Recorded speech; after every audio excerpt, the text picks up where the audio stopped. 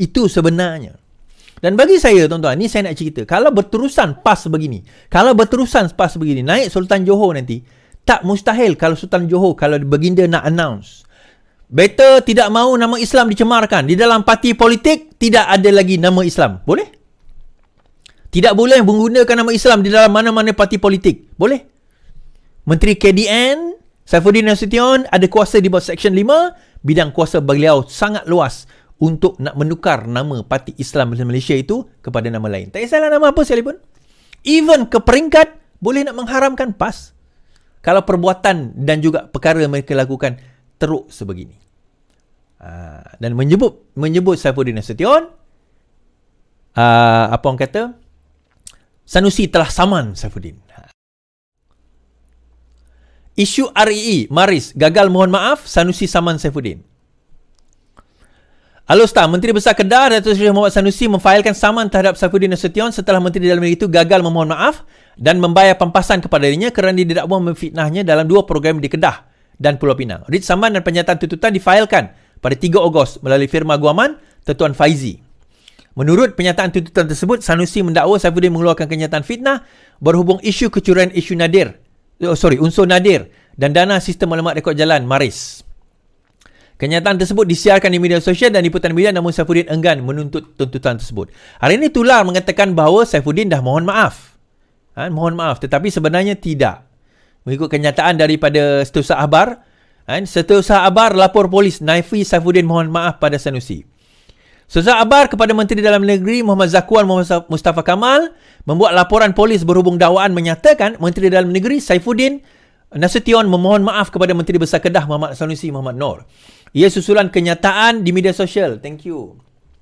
Yang mendakwa Saifuddin telah memohon maaf kepada Sanusi secara terbuka setelah menuduh pemimpin PAS itu menyalahgunakan jawatan Menteri Besar dan pengurusi Menteri Besar di Perbadan MBI untuk mencuri REE atau terlibat dalam kucuran REE. Zakuan yang membuat laporan polis Putrajaya menyatakan bersifat jahat dan menjatuhkan reputasi menteri di keberkenaan.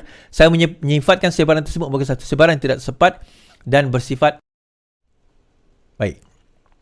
So, kisah dia bagaimana? Ada 2 tuduhan Saifuddin Nasution terhadap Sanusi di dalam kempen yang lalu. Yang pertama bahawa Sanusi terlibat secara direct atau indirect terhadap kecurian REE, Rare Earth Element, atau unsur nadir bumi di Kedah. Itu yang pertama. Yang kedua tentang penyalahgunaan dana Maris di Kedah juga pada waktu itu. Nah, disebabkan itu Sanusi pun nak saman. Dia nak saman lah. Okay, fine. Tak apalah, dia nak saman tu bulan pada dia lah. Itu hal dia. Dan dikatakan bahawa sekarang ini Sanusi, dikatakan bahawa Saifuddin dah pun memohon maaf. Sebab alasan dia Saifuddin kena mohon maaf dan bayar pampasan. Kalau dia tak buat salah satu, maka dia akan diteruskanlah saman tersebut. So sekarang itu saman itu dikata telah diteruskan. So macam mana dia dikatakan diteruskan kalau sekiranya dia dah mohon maaf? So poinnya adalah Saifuddin tak mohon maaf. So apa yang boleh dibuktikan dengan mahkamah nanti? Datuk Saifuddin Nasution, simple saja. Dia kena buktikan terdapat kecurian unsur nadir dan juga atau penlibatan directly or indirectly, dan juga terdapat penyalahgunaan Maris. Dana Maris tersebut berjumlah lebih 1 bilion. So nanti di mahkamah, nanti kita akan reveal lah tentang perkara tersebut. So soalan dia seterusnya yang saya juga nak berminat nak lebih tahulah, kenapa Sanusi tidak didakwa kalau sekiranya terdapat salah laku? Itu soalan kita. Everyone is asking these questions. Kita kena faham, tuan-tuan, proses undang-undang terutama dalam siasatan kes jenayah intricate. Dia kompleks. Dia teliti. Dia kena teliti. Pertuduhan-pertuduhan itu ada. So, dia kena teliti. Polis kena teliti. SPRM kena teliti dalam menjalankan siasatan. Kenapa? Kita tak nak nanti, bila dah siasat, tuduh, lepas tu terlepas. Kerana apa? Kerana bukti-bukti tidak cukup. Bukan tak cukup, tak ada bukti. Tetapi bukti-bukti itu tak complete, kita kata. Bukti-bukti itu tak cukup untuk nak kenakan tertuduh terhadap tuduhan tersebut. Yang ini yang berlaku dalam kes Zahid Hamidi. Dalam kes UKSP. Kes yang pertama tahun 2022 dilepaskan pada zaman Perikatan Nasional Memerintah. Kerana chain of evidence itu tak cukup untuk nak implikatekan Zahid Hamidi terhadap kesalahan tersebut. Yang itu saya dah sebut dalam live saya sebelum ini. Saya dah ulas panjang tentang perkara tersebut. Dan saya kata saya agree dengan tindakan hakim untuk membebaskan Datuk Seri Zahid Hamidi pada waktu itu. Kerana apa? Bukti itu sendiri tak komplit. Dia seolah-olah dibuat, perkataan saya, dibuat dalam keadaan tergesa-gesa, seolah-olah sebegitu. Dan akhirnya terbukti. Tergesa-gesanya kerana Mahathir memang nak haramkan. Mahathir memang nak haramkan, apa orang kata, UMNO secara tergesa-gesa pada waktu itu. Memang. Kita tak main taktik kotor. Kita lawan pilihan raya, kita lawan. Tapi bukan dengan cara taktik kotor sedemikian. Baik. Iaitu sahabat saya Ustaz Wan G telah dijatuhkan hukuman penjara 9 bulan di bawah akta hasutan, di penjara 9 bulan. Kes itu sebenarnya berlangsung sejak 2014, 2014 masuk 9 tahun nak masuk 10 tahun, dan beliau telah dijatuhkan hukuman. Saya agak terkejut sebab sepatutnya itu just proceeding yang sepatutnya, tak tahulah, proceeding biasa katanya. Jadi saya tak pasti. Jadi kalau tak, saya pergi je trial tersebut kan. Tapi saya ada urusan lain pada waktu itu.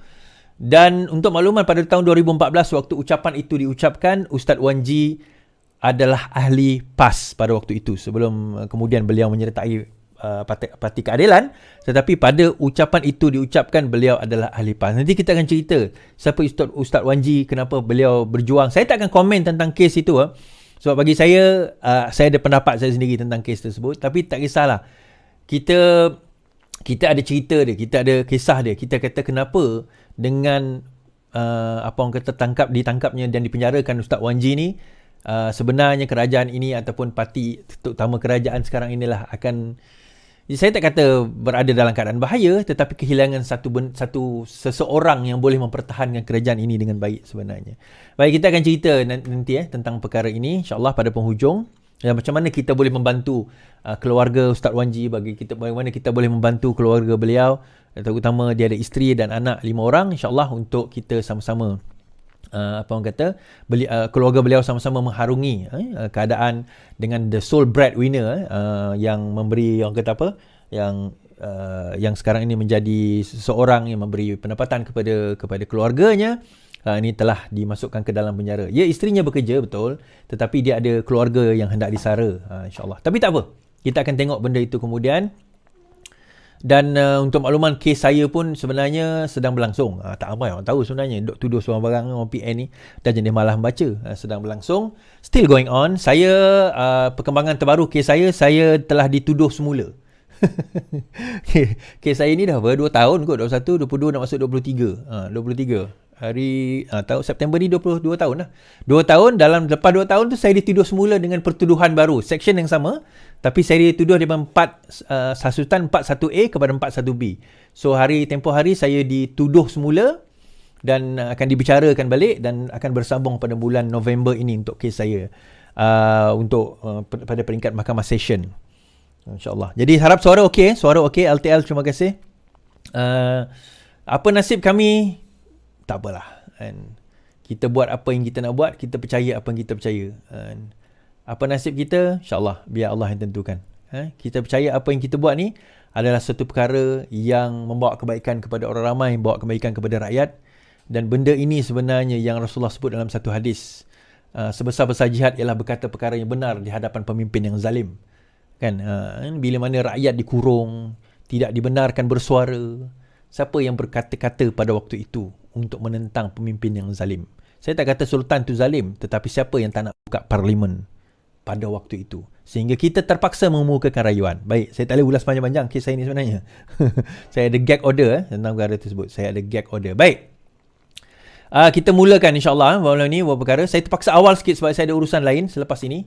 Kita ada kerja kita, tuan-tuan. Kita bukan makan duit dengan politik. Kita ada kerja, tugasan utama kita. Kita ada kerja hakiki kita yang terpaksa kita lalui. Kan? Kalau tak ada kerja ni, kita pun tak boleh makan. Baik. PN hilang kemaman. Mahkamah benarkan petisyen pilihan raya Barisan Nasional. Baik.